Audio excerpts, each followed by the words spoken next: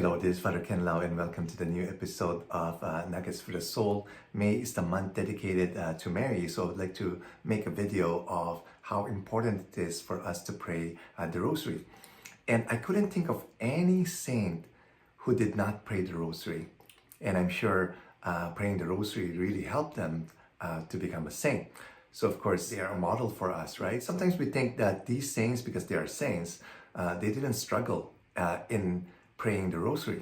Well, I'm reading to you from the 10 Wonders of the Rosary by Father Don Calloway.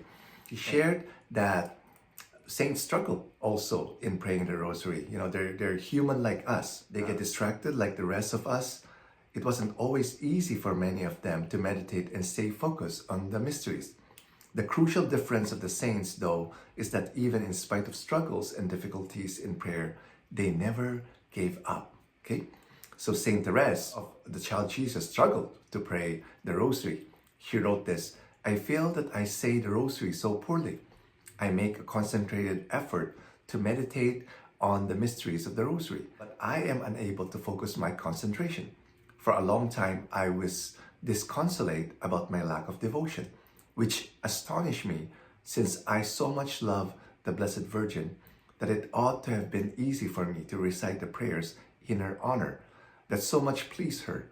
But now I am less sad, for I think that the Queen of Heaven, who is also my mother, ought to see my good intentions and that she is pleased with them." Okay, so we see here the good intentions is more than enough. Okay, Louis de Montfort himself fully acknowledged that it is quite normal to become distracted while praying the Rosary. He wrote, "You cannot possibly say your Rosary without having a few involuntary distractions, and it's hard to say even one Hail Mary without your imagination troubling you a little. For our imagination is, alas, never still.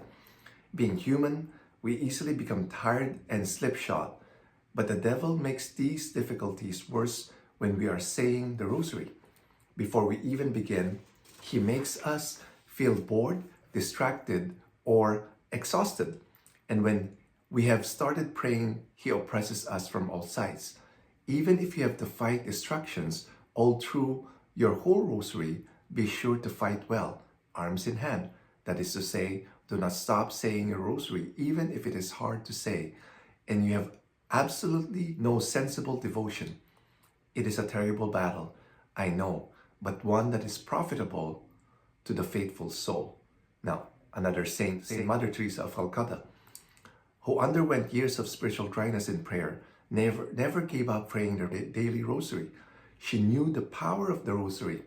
Therefore, whether she had good feelings while praying the Rosary or not, she nonetheless prayed it every day and always made sure that her religious sisters prayed it on a daily basis, especially as they ministered to the poorest of the poor.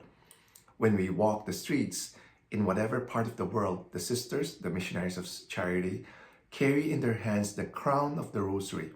The Virgin is our strength and our protection.